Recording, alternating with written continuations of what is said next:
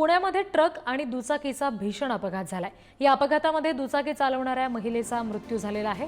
भरधाव ट्रक चालकानं दुचाकीवरच्या दोघांना चिरडलंय। हे दृश्य आपण बघतोय।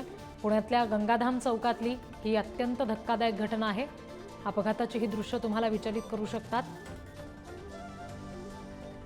आपण ही दृश्य बघतोय। दुचाकीवरून जाणारी या महिला आहेत आणि ट्रकनं चिरडलेला आहे। या महिलेचा जागीच मृत्यू झालेला आहे। आणखी तपशील घेऊया। प्रतिनिधी बालाजी पोद्दार आपल्याशी जोडले गेलेत त्यांच्याकडून।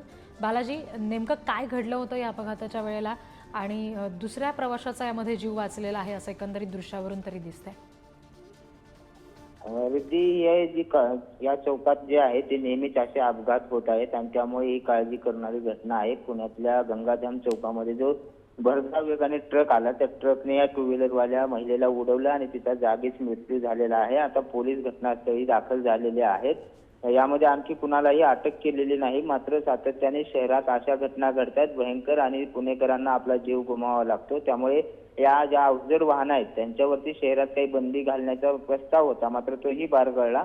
त्यामुळे या अपघाताचं प्रमाण वाढतंय आणि ते भीषण दृश्य जे आहे ते आता आपण पाहतोय। अतिशय भरधाव वेगाने असलेल्या या ट्रकने या महिलेला उडवले आणि तिचा जागीच मृत्यू झालाय।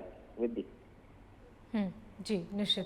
त्याच्यामुळे या सगळ्या संदर्भात आता कठोर निर्णय होणं, कठोर कारवाई होणं आणि यापुढे असे अपघात टाळण्यासाठी अवजड वाहनांसंदर्भात निर्णय होणं आवश्यक असेल।